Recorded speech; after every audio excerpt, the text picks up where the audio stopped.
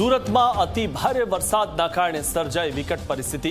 2 દિવસ દરમિયાન કુલ 9 લોકોના મોત, અનેક વિસ્તારો હજુ પણ પાણીમાં ગરકાવ। સ્થિતિની ગંભીરતાને જોતા પૂર્વ કમિશનર શાલિની અગ્રવાલને સોંપાઈ સુરતની વિશેષ જવાબદારી।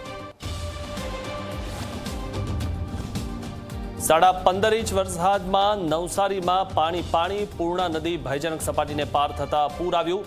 નવસારી શહેર, ગણદેવી, જલાલપોરમાં વિકટ સ્થિતિ, અનેક લોકો પાણીમાં ફસાતા તંત્ર કામે લાગ્યું। મહારાષ્ટ્ર, ગુજરાતમાં ભારે વરસાદના કારણે ટ્રેન સેવાને અસર, અંદાજે 20 જેટલી ટ્રેનો થઈ રદ। તેજસ, વંદે ભારત, સયાજીનગરી સહિતની ટ્રેનો રદ કરાઈ, તો કેટલીક ટ્રેનોના રૂટ ટૂંકાવાયા। વલસાડમાં ભારે વરસાદના કારણે વધ્યા નદીઓના જળસ્તર, ધરમપુરની તાન નદી પર આવેલો લો લેવલ બ્રિજ પાણીમાં ગરકાવ। લોકો જીવનું જોખમ ખેડીને પાર કરી રહ્યા છે બ્રિજ।